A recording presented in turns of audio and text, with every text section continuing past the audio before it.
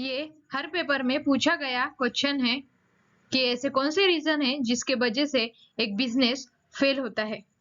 BBA, MBA, BCom, MCom जैसे हर एक paper में इस क्वेश्चन को पूछा जाता है और इसका वेटेज भी बहुत ज्यादा रहता है। इसलिए आज हम इस क्वेश्चन को देखते हैं बाय एमबीए का ज्ञान। फर्स्ट रीजन है नो बिजनेस प्लान। अगर आपके बिजनेस की कोई प्रॉपर प्लानिंग ना हो तो बिजनेस फेल हो सकता है। अगर आप दूसरे की ग्रोथ को देख के खुद बिजनेस स्टार्ट कर रहे हो तो वो गलत है, क्योंकि उसका बिजनेस चल रहा है क्योंकि उसका प्रॉपर प्लानिंग है। लेकिन अगर आपकी प्रॉपर प्लानिंग ना हो तो आपका बिजनेस स्टार्ट करके वो फिर एंड हो जाएगा। और बिजनेस स्टार्ट करने से पहले थोड़ा ब्रेक लेके बिजनेस प्लान बनाना चाहिए और फिर उसे स्टार्ट करना चाहिए। सेकंड है अंडर फंडेड। बहुत सारे बिजनेस स्टार्ट होने के कुछ मंथ बाद बंद हो जाते हैं क्योंकि उसके पास पैसों की कमी रहती है। कैपिटल प्रॉपरली अरेंज नहीं रहता। अगर आपका बिजनेस प्लान रेडी हो तो उसमें आपको एग्जैक्टली पता रहता है कि स्टार्टिंग में आपको कितने पैसे लगेंगे, फिर आपका एक्सपेंसेस आप कहाँ से खर्च करोगे, जैसे कि अर्निंग से या कैपिटल से। पॉजिटिव कैश फ्लो रहा तो आपका बिजनेस फेल नहीं होगा। थर्ड है lack of operating goals and objective. हर एक बिजनेस के गोल और ऑब्जेक्टिव पहले से ही सेट रहते हैं। अगर आप कितने मंथ में या ईयर में कितने पैसे अर्न करना चाहते हो, आपके बिजनेस में एम्प्लॉय या लेबर कितने रहेंगे, इसकी प्लानिंग पहले ही हो चुकी रहती है। एक पर्टिकुलर पीरियड के बाद गोल चेंज होता है और उस गोल के हिसाब से उसके ऑब्जेक्टिव भी अलग अलग बनते हैं। फोर्थ है failure to pay attention to cash flow. एक पुरानी कहावत है कि कैश इज किंग, पैसा ही राजा होता है। बिजनेसमैन के लिए ठीक है, एक बिजनेसमैन को देखना चाहिए कि उसका इनकम कहाँ पे जा रहा है। अगर कमाई से ज्यादा एक्सपेंसेस हो रहा तो उसका डेब्ट बढ़ जाता है। ये कई बिजनेस फेल होने का रीजन रहता है।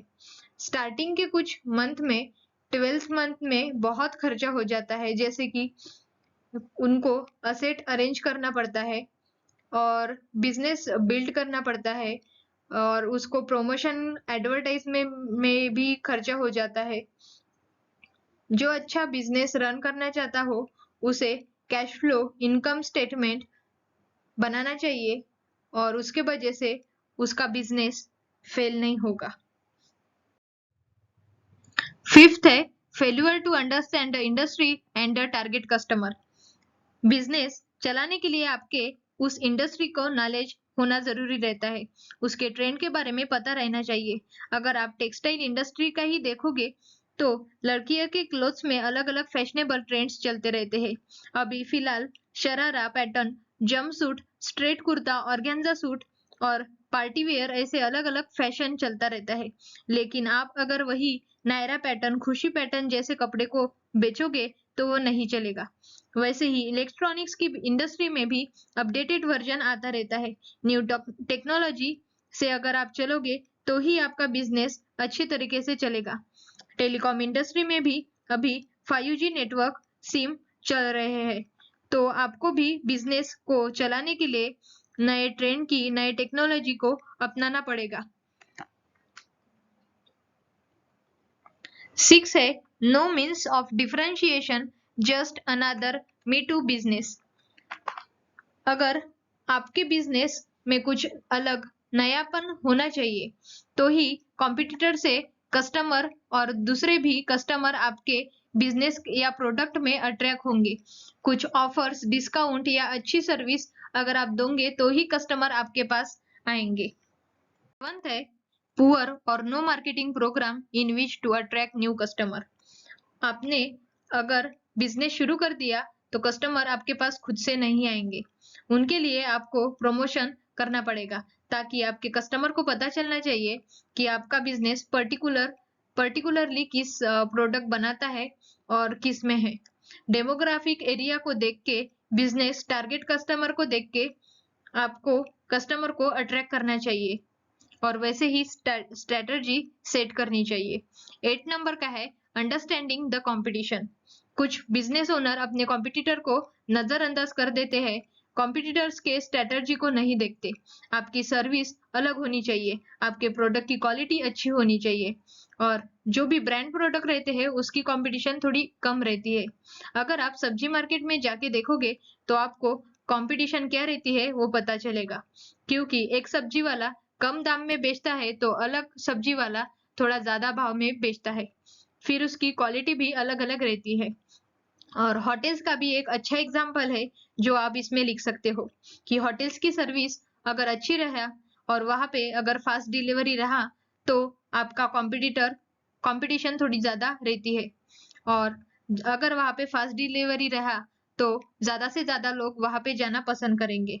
9th नंबर का है लैक ऑफ अटेंशन और to accounts receivable and inventory. आपकी इन्वेंट्री कंट्रोल में होनी चाहिए, ज्यादा भी स्टोरेज नहीं होना चाहिए, नहीं तो ट्रेंड बदलने के और टेक्नोलॉजी बदलने से फिर उसकी जरूरत नहीं पड़ती। कई बार ज्यादा इन्वेंट्री की वजह से फिर उसे कम दाम में बेच देना पड़ता है। जैसे कि फार्मास्यूटिकल इंडस्ट्री में आप जाके देखोगे तो वहां पे ज्यादा स्टोर नहीं कर सकते, क्योंकि कई बार आप दवाई वो एक्सपायरी डेट होने के बाद नहीं बेच सकते, आपको वो फेंक डालना पड़ता है। और अकाउंट रिसीवेबल और पेएबल की मैंने डिटेल वीडियो डाली है, वो आप डिस्क्रिप्शन बॉक्स में लिंक डाली है, वो आप वहां से देख सकते हो।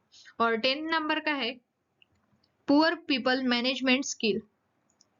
एम्प्लॉय ही कंपनी की असेट रहती है, ऐसे बहुत सारे लोग कहते हैं। इसलिए आपके बिजनेस की एम्प्लॉय स्किलफुल होने चाहिए, उनको उस स्टेट की लैंग्वेज आनी चाहिए और उस इंडस्ट्री का पूरा नॉलेज होना चाहिए, ताकि आप आपके जो भी कस्टमर आए उनको वो प्रॉपर सर्विस दे और अपना कस्टमर रिलेशन अच्छी तरीके से बिल्डअप करे।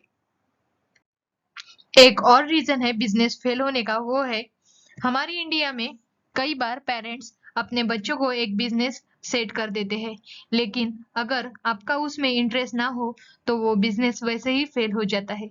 इसलिए आपका इंटरेस्ट जिस बिजनेस में हो, जिस इंडस्ट्री में हो, वही इंडस्ट्री में वही आप बिजनेस करें, ताकि आप उसको ज्यादा से ज्यादा रन कर सके।